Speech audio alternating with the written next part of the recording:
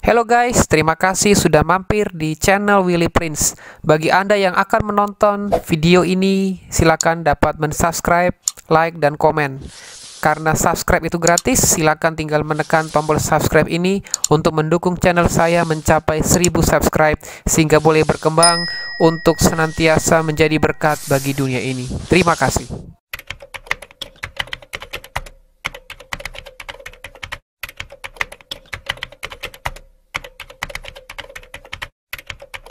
Halo guys, saudaraku yang kekasih, kembali lagi bersama dengan saya Pastor Willy Pontonowo di acara Willy Prince Channel atau channel Willy Prince dalam Sejarah Gereja Indonesia Part 7. Kita akan membahas mengenai sejarah gereja HKBP ya. Sejarah gereja HKBP itu gereja yang ada di Sumatera yang berada pada tahun 1830 sampai 1930 yang dikenal dengan Huria Batak.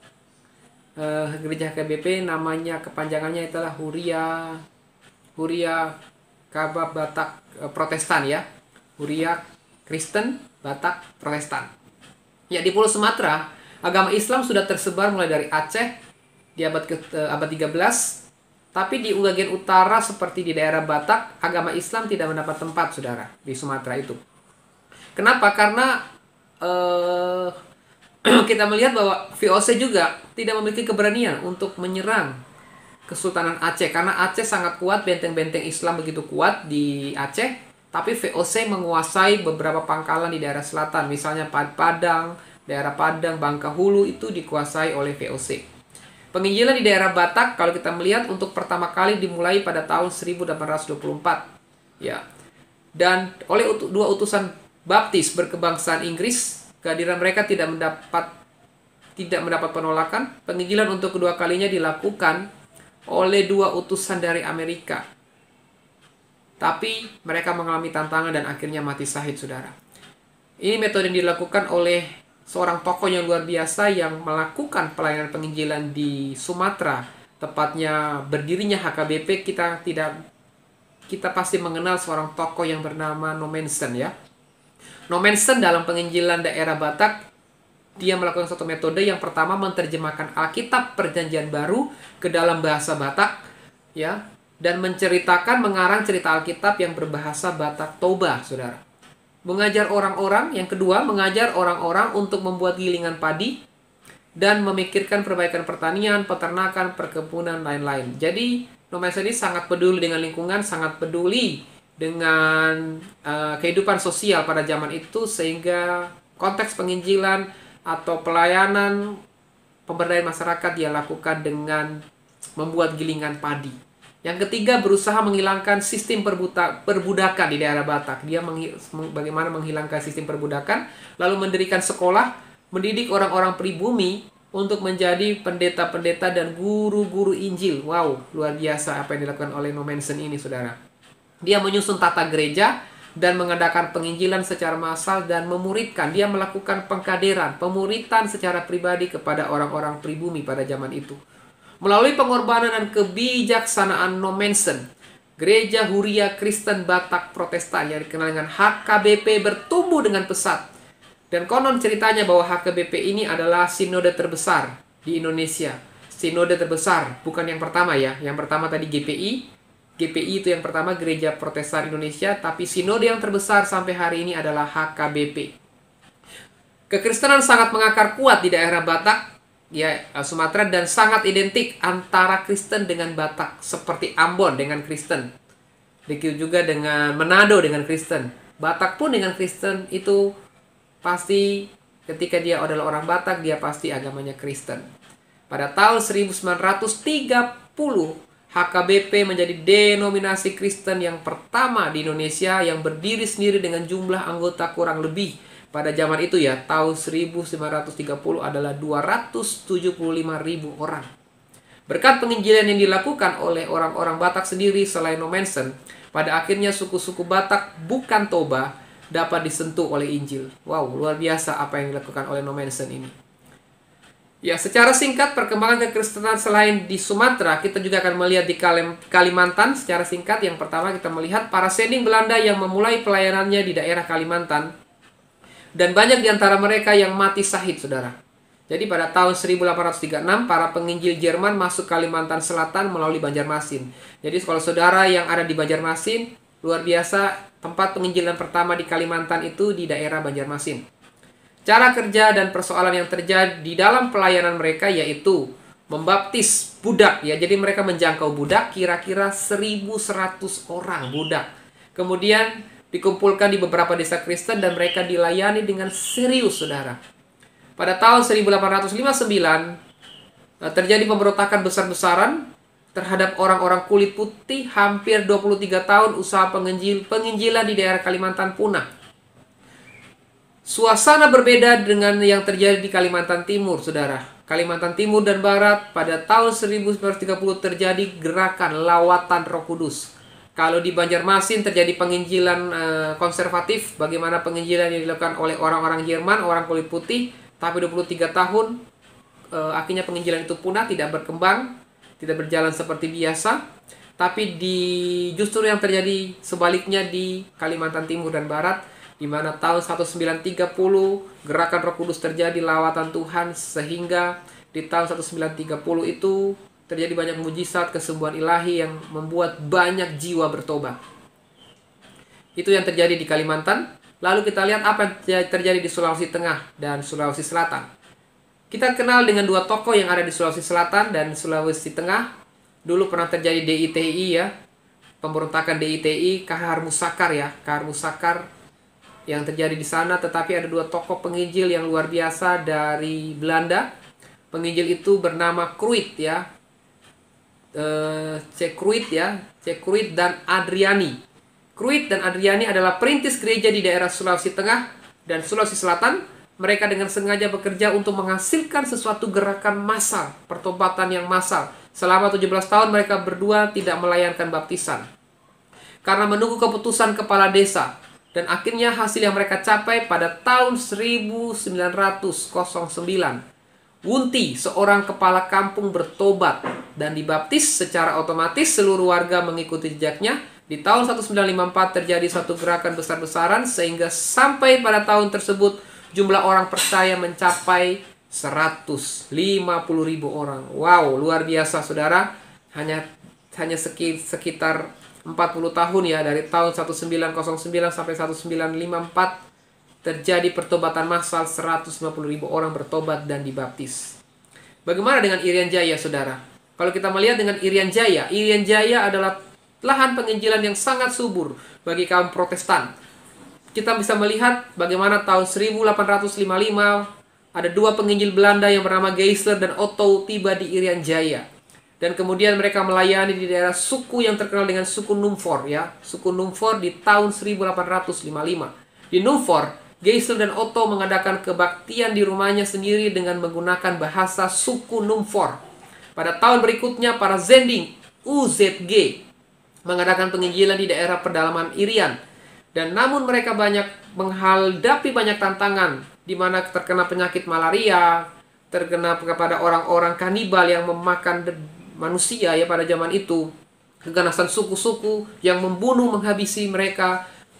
Banyak terjadi wabah penyakit malaria yang mematikan. Sehingga pada tahun 1940 usaha mereka akhirnya berhasil dan mereka bisa membaptis sebanyak 80.000 orang. Dan itu sifatnya massal. Kita teringat dengan peristiwa Petrus. Pada waktu Petrus bertobat, dia menginjil, dia menobatkan. Sekali dia berkhotbah, berapa orang yang bertobat, saudara?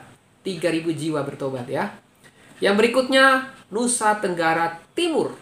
Bagaimana dengan Nusa Tenggara Timur, saudara? Di Pulau Timur dan pulau-pulau sekitarnya banyak dihuni oleh berbagai suku. Dari sisi pemerintah koloni daerah ini tidak sepenting Maluku. NTT bagi pemerintah Hindia Belanda itu nggak sepenting Maluku. Kenapa? Karena itu tempat yang nggak punya lahan rempah-rempah, tempat yang nggak begitu subur. Tetapi berbeda dengan yang ada di Maluku dan Minahasa, sehingga mereka sangat tertarik untuk memberitakan Injil karena ada rempah-rempahnya. Kebijakan pemerintah koloni terhadap penginjilan tidak menyenangkan hingga akhirnya membuat Sending lebih tergerak untuk melayani di daerah ini, sehingga pada tahun 1958 orang Kristen di NTT itu mencapai 320.000 orang. Ini jumlah yang sangat fantastik yang terjadi di Nusa Tenggara Timur. Demikianlah sejarah singkat mengenai sejarah perkembangan gereja HKBP di Sumatera dan daerah-daerah lain, perkembangan kekristenan di Kalimantan, di Sulawesi Tengah dan Sulawesi Selatan, di Irian Jaya, dan di Nusa Tenggara Timur. Sekian sejarah gereja part 7 atau session yang ke-7. Tuhan Yesus memberkati.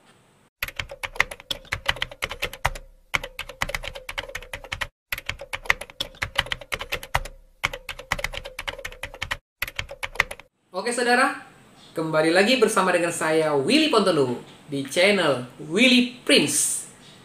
Kita akan masuk kepada dunia sejarah, yaitu sejarah yang sangat mengasihkan hari ini di part yang ke-8 saudara. Di part ke-8 ini saya akan membahas dengan secara tuntas mengenai sejarah gereja Pentakosta atau sejarah aliran Pentakosta di Indonesia. Mungkin kita berpikir bahwa Pentakosta itu identik dengan bahasa roh, identik dengan kesembuhan ilahi, identik dengan mujizat, dengan semangat bagaimana hubungan pribadi dengan Tuhan. Apakah benar Pentakosta seperti itu? Dan ada juga yang mengatakan sempat viral bahwa bahasa roh bisa meningkatkan imun tubuh. Apakah benar bahasa roh itu bisa meningkatkan imun tubuh? Nanti saya akan kupas di pembahasan yang berikut atau pembahasan yang lain. Oke saudara, kita kembali ke topik. Di sini kita akan belajar tentang sejarah gereja atau sejarah gerakan Pentakosta, saudara. Ya, gereja Pentakosta atau Pentakostalisme adalah aliran Pentakosta yang sangat berkembang luas di dunia, bahkan di Indonesia khususnya. Dan di Indonesia kita sering menyebutkan sebagai Pantekosta. Heran ya, dari Pentakosta kok jadi Pantekosta. Kenapa ya? Apakah mungkin Indonesia banyak pantainya ya, sehingga jadi Pantekosta? Oh enggak, bukan itu hanya sekedar rumor aja ya. Jadi di sini kalau kita lihat, gereja Pentakosta adalah sebuah gerakan di kalangan Protestan. Itu sebenarnya dari aliran Protestan. Pentakosta ini sangat menekankan tentang peranan karunia Roh Kudus.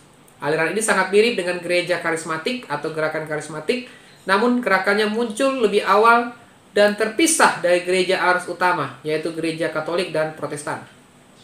Ciri-ciri gereja Protestan atau ciri-ciri gereja atau gerakan Pentakosta. Yang pertama yaitu sangat menekankan keyakinan akan peranan dari Roh Kudus. Mereka sangat mengistimewakan tentang Roh Kudus sebagai Allah, sebagai Tuhan. Dan karunia-karunia Roh Kudus di dalam kehidupan sehari-hari kepada para pengikut. Pembaharuan infrastruktur ibadah, antara lain lagu-lagu rohani yang digunakan itu lebih modern dari gereja-gereja sebelumnya. Dibandingkan dengan lagu-lagu utama gereja-gereja yang bernuansa Lutheran dan Gregorian.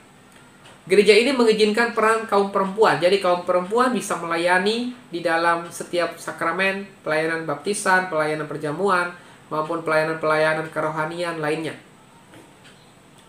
Lalu ada juga yang berikut, desakralisasi hubungan antara iman dan jemaat yang lebih ditekankan pada nilai kekeluargaan, jadi hubungan keluarga yang begitu dekat, sehingga jauh dari kesan kesenjangan tingkat kerohanian. Itu artinya bahwa di gereja Pentakosta atau gerakan Pentakosta itu lebih menekankan bagaimana hubungan famili, ya seperti perjamuan kasih, ada hubungan kedekatan sebagai keluarga. Lalu berikutnya, bagaimana dengan teologi aliran Pentakosta? Secara teologis, kebanyakan denominasi Pentakosta tergabung di dalam evangelisme, ya, evangelisme. Artinya mereka menekankan bahwa Alkitab itu sepenuhnya dapat dipercaya. Otoritas tertinggi adalah Alkitab. Beda dengan Katolik tadi yang mengidolakan atau otoritas tertinggi adalah sakramen. Alkitab itu nomor 2, yang nomor 1 adalah sakramen. Tapi kalau Pentakosta, yang nomor 1 itu adalah Alkitab sebagai otoritas tertinggi yang dipercayai. Hingga pada tingkat ignoransi, tidak mengandung kesalahan, bahwa Alkitab itu gak punya kesalahan, tanpa kesalahan, itu menurut Pentakosta. Sehingga orang bisa bertobat dan percaya kepada Alkitab adalah firman Allah. Orang Pentakosta berbeda dengan orang fundamental. Kenapa? Karena mereka lebih menekankan pengalaman pribadi. Saudara perhatikan aja kalau khotbah-khotbah pendeta-pendeta Pentakosta. Pendeta Pentakosta lebih menekankan tentang pengalaman mujizat. Kalau nggak alami mujizat, itu bukan Pentakosta namanya. Kalau kalian nggak mengalami kesembuhan ilahi, itu bukan Pentakosta namanya. Jadi aliran Pentakosta menekankan tentang hubungan pribadi dengan Tuhan dan pengalaman mengalami mujizat kesembuhan ilahi. Lalu orang Pentakosta memiliki pandangan dunia yang transrasional. Meskipun mereka memperhatikan ortodoksi sebagai keyakinan yang benar, mereka tahu bahwa ortodoksi itu adalah keyakinan yang benar, tetapi mereka juga punya ortoparti. Apa itu ortoparti? Perasaan yang benar. Lalu ada lagi yang dikenal dengan ortopraksi. Apa itu ortopraksi? Refleksi atau tindakan yang benar. Bagi orang Pentakosta, penalaran itu dihargai sebagai bukti kebenaran yang sahih. Tetapi orang-orang Pentakosta tidak membatasi kebenaran hanya pada nalar. Jadi orang Pentakosta nggak membatasi hanya pada pikiran, otak, nalar, tetapi ada dengan berbicara hati, ada perasaan, ada satu jiwa semangat yang untuk terus mencari Tuhan, memiliki pengalaman pribadi dengan Tuhan. Seorang tokoh yang bernama Dr. Jackie David Jones dalam bukunya tentang kepemimpinan formatif Pentakosta menyatakan Alkitab mempunyai tempat yang khusus di dalam pandangan dunia Pentakostal karena Roh Kudus selalu aktif di dalam Alkitab. Bagi Dr. Jones, pertemuan dengan Alkitab adalah ibarat pertemuan dengan Allah. Bagi orang Pentakosta, Alkitab adalah referensi utama dalam persekutuan dengan Allah sehingga menjadi pedoman untuk kita bisa memahami dunia ini. Itu sekilas tentang teologi dari aliran Pentakosta. Beberapa gereja Pentakosta juga meyakini bahwa mereka yang tidak berbahasa roh, ingat, mereka yang gak berbahasa roh atau menerima berkat yang spesial yang dinamakan dengan baptisan Roh Kudus, itu bukan Pentakosta. Mereka belum memiliki pengalaman pribadi yang dinamakan dengan kelahiran kembali atau lahir baru. Jadi orang Pentakosta mengklaim, meyakini bahwa orang yang lahir baru harus ditandai dengan bahasa roh. Seperti apa bahasa roh? Ya, saudara bisa lihat sendiri dalam channel-channel YouTube yang lain. Ya, lanjut saudara. Para kritikus dari gerakan Pentakosta, aliran Pentakosta menyatakan bahwa doktrin ini, kritikus dari gerakan Injili atau fundamentalis menyatakan bahwa doktrin ini nggak cocok dengan kritik Paulus terhadap gereja awal di Korintus yang sangat menekankan bahasa roh di dalam perjanjian baru. Jadi kalau dari Rasul Paulus bahwa dikatakan bahasa roh itu memang digunakan untuk pribadi, tetapi dalam pertemuan jemaat itu kurang pantas. Tapi kalau kalangan Pentakosta selalu menyampaikan atau mengemukakan bahasa roh itu di dalam pertemuan jemaat. Ya, para pendukungnya mengatakan bahwa posisi Pentakosta sangat erat dengan penekanan dalam Injil Lukas. Jadi mereka mengacu kepada doktrinnya Injil penulis Dr. Lukas dan penulis dia juga menulis dalam Kisah Para Rasul yang mencerminkan satu hermeneutik yang lebih tajam. Jadi bukan kepada ajaran Rasul Paulus, tapi melainkan doktrin hermeneutiknya kepada tulisan Lukas, Injil Lukas, dan Kisah Para Rasul. Ya, Dr. Dale A. Robinson menulis sehubungan dengan keyakinan karismatik bahwa sejarah gereja menolak pendapat bahwa karunia-karunia karismatik menghilang telah lama setelah zaman para rasul. Jadi, Dr. Dale A. Robinson, doktor ini menulis keyakinan karismatik bahwa sejarah gereja ini menolak. Jadi, sejarah gereja Pentakosta menolak keyakinan teolog umumnya yang mengatakan setelah rasul-rasul mati, meninggal, bahwa karunia roh sudah nggak bekerja. Pekerjaan Roh Kudus sudah tidak lagi bekerja. Apakah Anda setuju dengan pandangan ini? Silakan tulis di komentar di bawah video ini. Berikutnya saudara, kaum Pentakosta keesaan kadang-kadang dikenal dengan nama Yesus kerasulan atau yang para pengecamnya disebut sebagai orang-orang Pentakosta Yesus saja. Jadi ada klaim hanya nama Yesus atau kerasulan saja. Jadi mereka sebagian dari mereka tidak mempercayai tentang konsep Trinitas, tapi Tuhan yang monoteis, Tuhan yang esa, tidak percaya tentang Trinitas. Jadi mereka berpegang kepada teologi keesaan yang menolak doktrin tentang Tritunggal, saudara. Denominasi keesaan Pentakosta yang tersebar di Amerika Serikat adalah United Pentecostal Church, dan di Indonesia bernama Gereja Pentakosta Serikat Indonesia atau GPSI. Itu menekankan tentang Tuhan yang esa, tidak percaya atau tidak mengakui tentang ketritunggalan atau Allah Trinitas.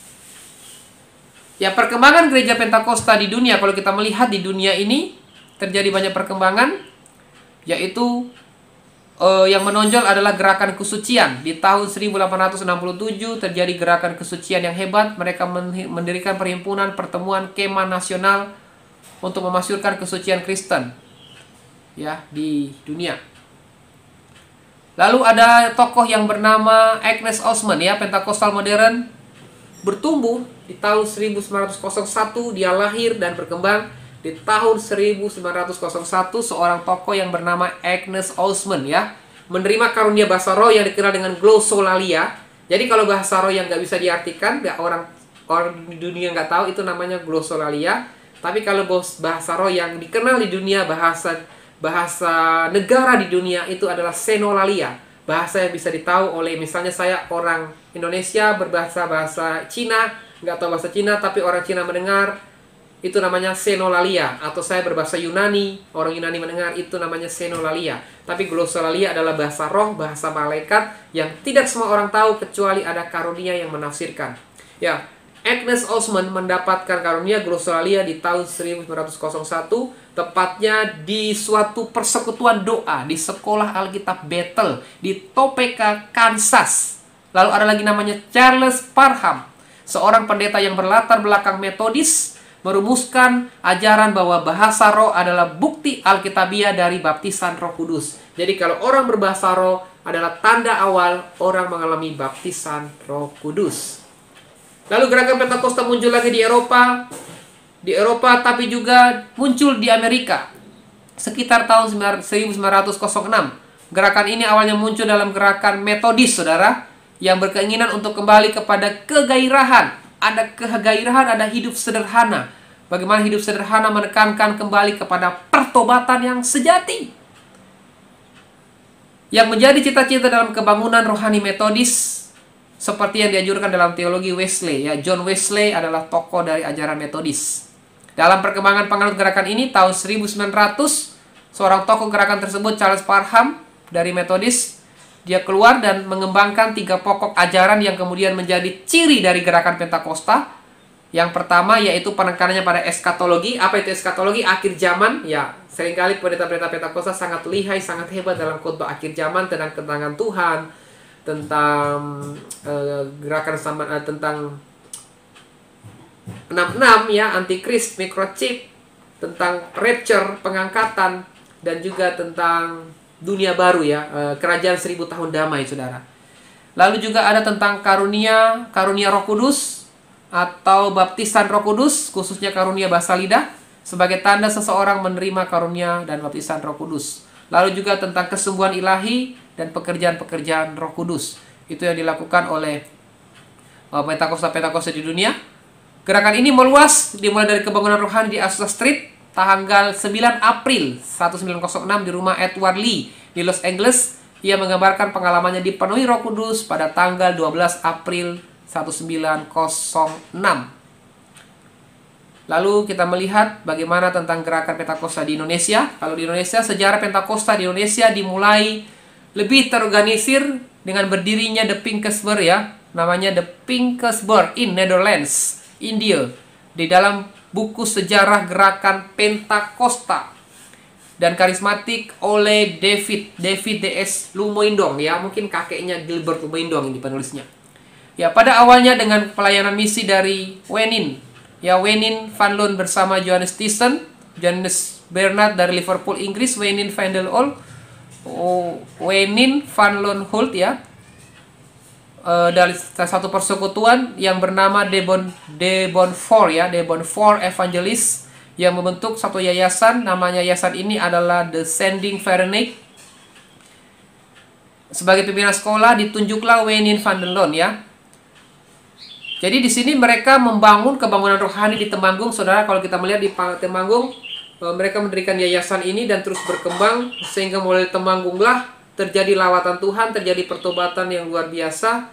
Dan selain di Temanggung terjadi lawatan Tuhan juga di bulan Maret ya. Di waktu yang hampir bersamaan di bulan Maret di tahun 1921 muncul 2 penginjil yang hebat dari The Bethel Temple Seattle, Amerika Serikat, yang bernama Rev C. Grossbeck ya. Ini tokoh Pentakosta di Indonesia yang namanya Revangelis C.E. Grossbeck Groesbeck dan Evangelis Dr. Van Cleveren ya. Van Cleveren, keduanya membawa serta keluarganya untuk datang ke Indonesia. Mereka datang di pelabuhan Batavia, saudara. Di Batavia ini di bulan Maret 1921, dan mereka langsung menuju ke Denpasar di Bali. Pada saat pemerintah Hindia Belanda menyatakan bahwa Pulau Bali tertutup dari penginjilan, sehingga mereka balik dan mereka tidak masuk ke Pulau Dewata. Mereka melakukan penginjilan yang kedua, yaitu menuju ke Surabaya, saudara, pada bulan Desember 1922. Ya, kemudian Dr. Evangelis Groesbeck dengan Van Gissel ya, seorang karyawan dari BPM di Cepu. Mereka melakukan pelayanan di Cepu, mengembangkan penginjilan karismatik atau Pentakosta di Cepu, dan bersama-sama bergabung dalam persekutuan The Bond for Evangelism. Ibu Woke ya, namanya Ibu Woke Winen. Woke Winen salah seorang yang aktif. Dialah yang memperkenalkan penginjil The Settle USA ini kepada masyarakat di Cepu. Lalu mereka melakukan pelayanan di Cepu ini, dan di Cepu inilah terjadi kebangunan rohani yang besar-besaran sehingga Pentakosta dikenal. Dan di Cepu inilah terjadi kebangunan rohani tepatnya pada tanggal 29 sampai 30 Maret tahun 1923. Mereka membaptis ada ratusan orang yang dipenuhi Roh Kudus, dilawat oleh Tuhan, dan akhirnya mereka melakukan pelayanan, melakukan penginjilan di Cepu, dan banyak orang yang bertobat dan diselamatkan. Saudara, para pelopor aliran Pentakosta ini membagi wilayah pelayanan mereka. Evangelis Johannes memilih kota Bandung sebagai basis pelayanan. Pada mulanya pelayanan di Bandung, Rev Thyssen ini menyewa gedung pengadilan negeri sebagai tempat kebaktian, yang tepatnya yang ada sekarang itu di Jalan Marjuk nomor 11, untuk dibangun sebuah gedung gereja. Dengan pertolongan Tuhan berdirilah gereja atau gedung yang dikenal dengan nama Pinkster BW Ging, saudara. Pinkster BW Ging yang pertama didirikan di Bandung. Nyonya Kaulur, ada seorang tokoh yang bernama adalah Nyonya Kaulur. Inilah orang yang buta huruf. Setelah dia bertobat, dia dipenuhi Roh Kudus, dia bersemangat memberitakan Injil. Dia berkobar-kobar memberitakan Injil di daerah Bandung tersebut, dan banyak terjadi lawatan Tuhan. Bahkan melalui majalah, melalui warta rohani Piksenberg ya, Piksenberg Gemeente, yang dibagi-bagikan, dia membagi warta, dan akhirnya walaupun dia tidak dapat membaca, tetapi dia bersemangat untuk memberitakan warta tersebut kepada warga di kota Bandung. Nyonya Kaulur, akhirnya di sini kalau kita melihat Nyonya Kaulur ini karena masih awam, kemudian dia memanggil hamba-hamba Tuhan dari Jawa, kemudian terjadilah kebangunan rohani yang besar-besaran. Sejak saat itulah Pinkster Gemeente masuk ke Kalimantan. Nyonya Kaulur kemudian mengikuti suaminya yang bertugas di Manado ya. Rumahnya disumbangkan oleh Pinkster Gemeente. Nyonya Kaulur meninggal dengan suaminya, dan anaknya sudah meninggal lebih dulu ya. Akhirnya dia seorang janda, akhirnya dia meninggal, tetapi dia mengangkat beberapa anak angkat. Salah satunya adalah Paulus Lumoindong. Paulus Lumoindong ini adalah cikal bakal berdirinya gereja Pentakosta atau gerakan Pentakosta di Manado, saudara.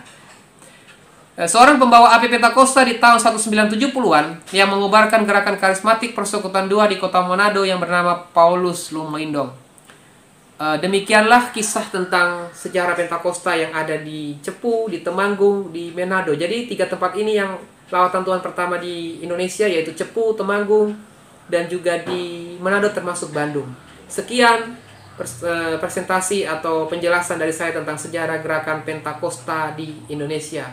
Kita akan lanjut di part yang berikutnya. Tuhan memberkati.